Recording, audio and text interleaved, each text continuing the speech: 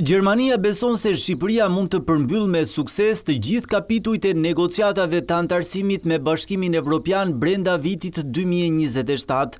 Kjo në një kohë që vendi numëron 4 grup kapituj të hapur nga 6 në total, ndërsa brenda këtij muaji pritet hapet edhe grupi 5. Deri më tani Tirana zyrtare ka çelur negociatat për grup kapitujt e themeloreve, marrëdhënieve me jashtë si dhe tregut të brendshëm, ndërsa mbeten ende të pahapura agjenda e gjelbër dhe grup kapitulli i burimeve, bujqësisë dhe kohezionit.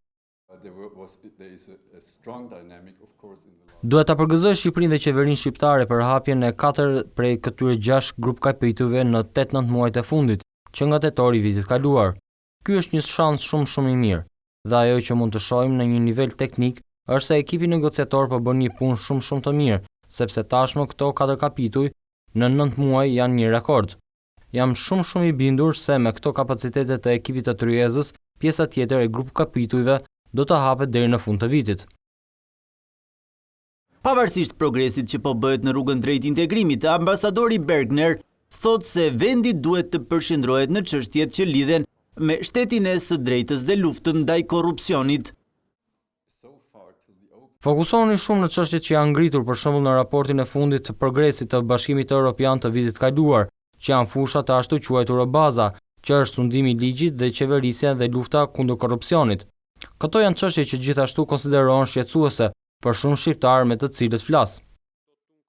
Objektivi i autoriteteve shqiptare është të hap të gjithë grup kapitujt brenda vitit dhe që negociatat të përmbyllen në 2027 për t'i lënë rrugën më pas shteteve të BE-s për të pranuar Shqipërinë brenda familjes Unionit deri në 2030. Në rrugtimin e Shqipërisë drejt Unionit, ambasadori thotë se Gjermania do të jetë në krah të vendit tonë për ta mbështetur.